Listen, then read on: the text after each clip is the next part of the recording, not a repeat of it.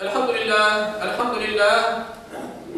لله الذي جعل صلاة الجمعة من شعائر الإسلام وفرضها على أمة محمد عليه الصلاة والسلام لتكون مكفرة للذنوب ومطهرة للآثام. نشهد أن لا إله إلا الله وحده لا شريك له الذي يكرم المؤمنين والمؤمنات برؤية جماله في دار السلام. ونشهد أن سيدنا وسندنا ومولانا محمدا عبده ورسوله المبعوث بالدعوة وهي إلى دار السلام. صلى الله تعالى عليه وعلى آله وأولاده وأزواجه وأصحابه وأتباعه وخلفائه الراشدين المرشدين المهديين من بعده ووزرائه الكاملين في عهده، خصوصا منهم على الأئمة خلفاء رسول الله على التحقيق، أمير المؤمنين حضرة أبي بكر وعمر وعثمان وعلي وعلى بقية الصحابة والتابعين رضوان الله تعالى عليهم أجمعين. أيها المؤمنون الحاضرون، اتقوا الله وأطيعوه، إن الله مع الذين اتقوا والذين هم محسنون. قال الله تعالى في كتابه الكريم: أعوذ بالله من الشيطان الرجيم، بسم الله الرحمن الرحيم. يا أيها الذين آمنوا كتب عليكم الصيام كما كتب على الذين من قبلكم لعلكم تتقون. صدق الله العظيم.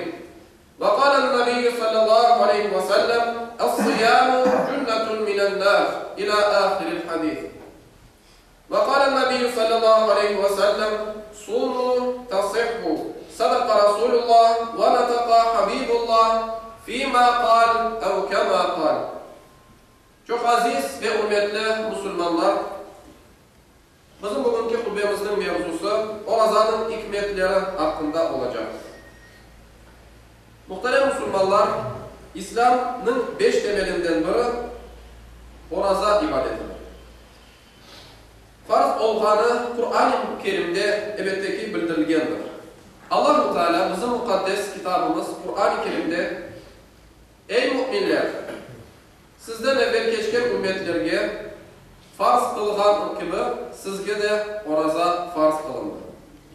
Umut edilir ki oraza sayesinde fenalıklardan sakınırsınız deyip buyurulgan.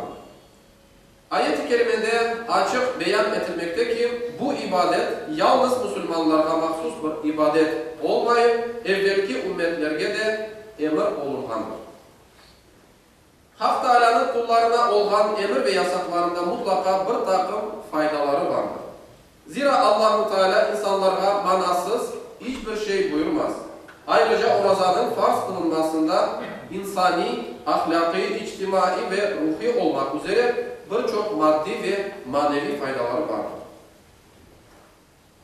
Peygamberimiz Muhammed Mustafa sallallahu aleyhi ve sellem Efendimiz Ramazan yamanlıklarga ve cehennemge karşı bir kalkandır diye buyuruyor.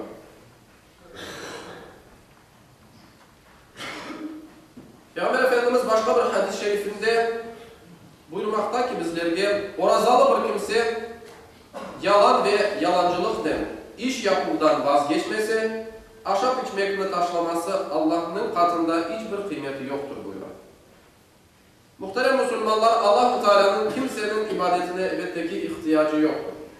Yapkan ibadetlerimizin hepsi dünya ve ahiretteki saadetimiz içindir.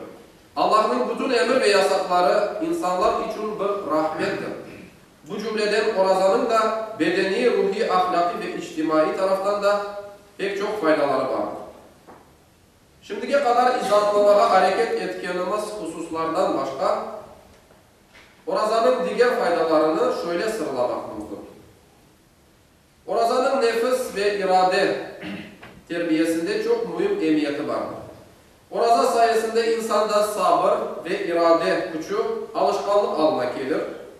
Peygamberimiz Muhammed Mustafa sallallahu aleyhi ve sellem bir hadis-i şerifinde beyan etkeni gibi Ramazan tutmak sabrının yarısıdır. Sağlık tarafından da Ramazan'ın şifa belgeni herkesge bellidir. Ramazan tutunuz, sağlıklı olursunuz. Hadis-i şerifte Ramazan'ın insanlara ne kadar faydalı olduğunu göstermektedir. Ramazan yürekte incelik, vicdanda temizlik peyda eder ve insan fakirlerinin hallarını düşünür. Ramazan insanlarda yardımlaşma duygusunu uyandırır. Böylelikle Müslümanlar arasında birlik, beraberlik, merhametlik ve birbirine yardımlaşu duygularını inkişaf ettirir. Kin, nefret, pahalılık ve merhametsizlik gibi duygularının gayip etmege sebepçi olur.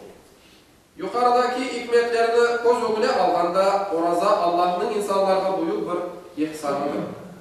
Onun için bir sebep olmadıkça her bir Müslümanın mutlaka orazasını tutması şarttır.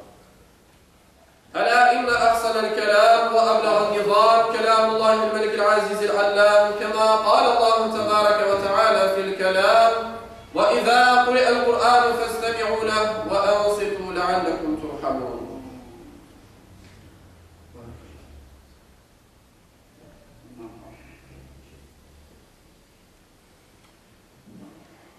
Elhamdülillah, elhamdülillah, elhamdülillahi hamdel kamilina ve salatu ve selamu ala Resulina Muhammedin ve ala alihi ve sahbihi ecma'in. Ta'zimen li nebiyyihi ve tekrimen li fekhameti şâni şerefi safiyy. Fekâle azze ve celle min qâilin muhbiran ve âmiran. İnnallâhe ve melâiketehu yusallûne alen-nebi. Ya eyyühellezîne âmenû sallu aleyhi ve sellimû teslîmâ.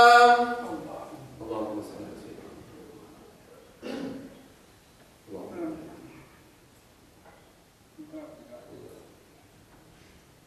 İbâdallâh, innallâhe ya'muru bil-'adli vel-ihsâni ve itâ'i zil-qurbâ ve yenhâ 'anil-fahşâ'i vel-munkeri vel-bagyi ya'izukum leallekum tezekkerûn. Sayın Müslümanlar, geçen cuma namazımızda toplanılan sadakanın miktarı 3410 grivnadır. Toplam olarak ise 109.430 grivnadır.